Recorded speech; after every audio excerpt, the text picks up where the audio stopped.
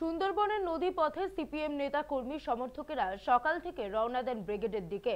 রবিবার কুয়াশায় ঢাকা সকালে উত্তর 24 পরগনার হিঙ্গলগঞ্জ, স্বরূপনগর, বাদুড়িয়া ব্লকের বেশ কয়েকটি ব্লক থেকে সিপিএম নেতা কর্মী সমর্থকেরা ব্রিগেডের উদ্দেশ্যে রওনা দেন। হিঙ্গলগঞ্জের লেবুখালীর রায়মঙ্গল নদীতে সাত সকালে সিপিএম এর দলীয় পতাকা নিয়ে সকাল সকাল নদী পেরিয়ে বাস ধরে ব্রিগেডের উদ্দেশ্যে যান তারা।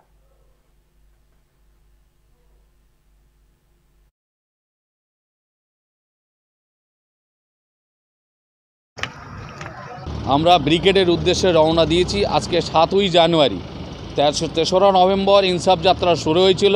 তার 50 দিনে প্রায় 2110 কিলোমিটার পথ 22টা জেলা জুড়ে অতিক্রম করে আজকে তার সমাপ্তি। আমাদের দাবি, গোটা রাজ্য জুড়ে তৃণমূল তার যে দৌরাত্ম্য এবং চুরি এবং তার ধরা পড়ছে একে একে। একজন তিহার জেলে আছে গোটা রাজ্য জুড়ে। গত পরশুদিনই আমরা খবর পেয়েছি সন্দেশখালীতে শাহজাহান শেখ, তিনি এখন পালিয়ে আছেন। শাহজাহান শেখের দুর্নীতি গোটা রাজ্য জুড়ে টিভির পর্দার সামনে আমরা দেখতে পাচ্ছি। ইডি সিবিআইয়ের ওপর আক্রমণ করেছে। গোটা রাজ্য জুড়ে গণতন্ত্র ধ্বংস। এর বিরুদ্ধে মানুষের যে জাগরণ, সেই জাগরণের আজকে একটা প্রতিফলন ঘটবে 7ই জানুয়ারি ব্রিগেডের ময়দানে। অতএব আমরা সেই উদ্দেশ্যে রওনা দিয়েছি। অত্যাচারের বিরুদ্ধে আমরা তার প্রতিবাদ জানাতে যাচ্ছি।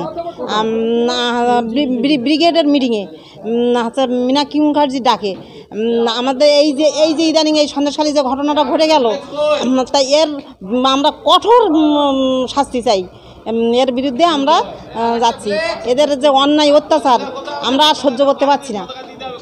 এর বিরুদ্ধে আমরা সাধারণ মানুষ কেউ মেনে নিতে পারছে না এদের অন্যায় অত্যাচার।